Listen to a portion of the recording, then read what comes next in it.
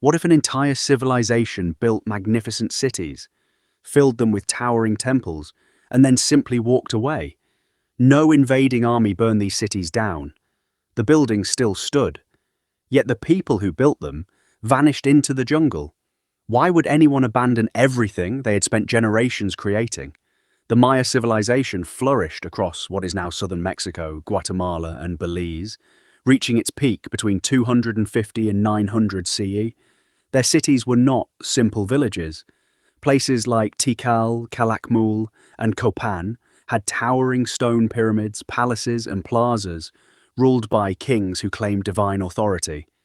The Maya developed one of the most precise calendar systems in the ancient world, a full writing system using hieroglyphs, and independently discovered the concept of zero in mathematics.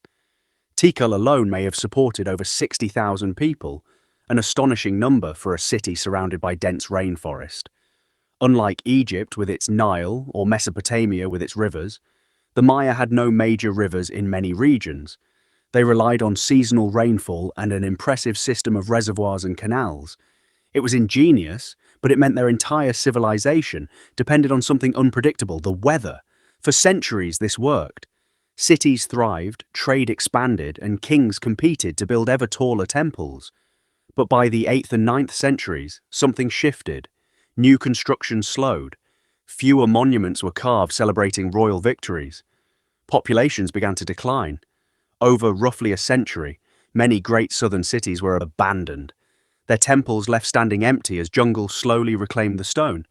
This period is called the classic Maya collapse, and it has puzzled historians for generations. Early theories leaned toward dramatic explanations, pseudo-invasion or mysterious play, but modern research points to several factors converging at once. The clearest evidence comes from climate science. Researchers studying ancient lake sediments found proof of severe prolonged droughts during exactly the period when cities were being abandoned. Since Maya farming depended so heavily on rainfall, these droughts could be devastating. Reservoirs ran low, crops failed, and unlike river-based civilizations, many Maya cities had no backup water source. Interestingly, cities in the northern Yucatan, like Chichen Itza, kept thriving even as southern cities declined, showing the story was not identical everywhere. But drought alone does not explain everything. Warfare between rival city-states intensified sharply during this same period, likely worsened by competition for shrinking resources. Inscriptions describe kings being captured, alliances collapsing, and attacks growing more frequent and brutal, areas where politics and environment fed into each other. Maya kings claimed a divine connection that guaranteed good harvest through ritual, when droughts persisted despite elaborate ceremonies to rain gods like Shayak.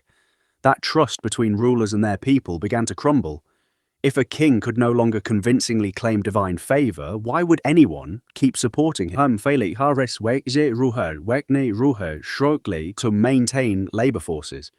Growing competition between cities fueled more warfare, and warfare disrupted trade and farming even further, creating a downward spiral. There is one more layer to this story. Supporting such large populations required extensive deforestation to clear farmland. Removing forests can worsen local climate and reduce soil fertility over time, meaning Maya success itself may have deepened the very drought conditions threatening their survival. Historians still debate how much weight each factor carried. Some emphasize climate as the main trigger. Others point to political instability and warfare as the primary driver, with drought simply adding pressure. Most agree today it was a combination of these forces working together, not any single cause acting alone. What makes this story so striking is what did not happen.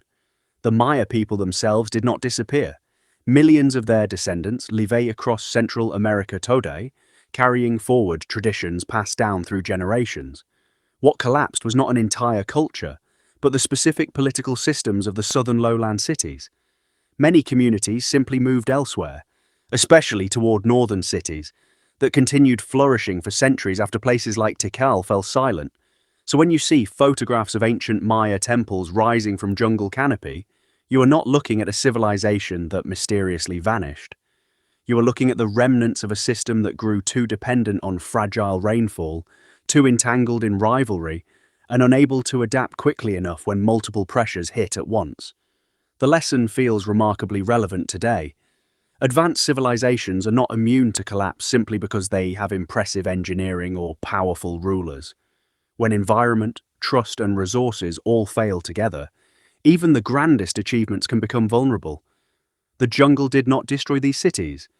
It simply reclaimed what people were eventually forced to leave behind. A quiet reminder that even the most remarkable human creations depend on a fragile balance between people, power, and the natural world around them.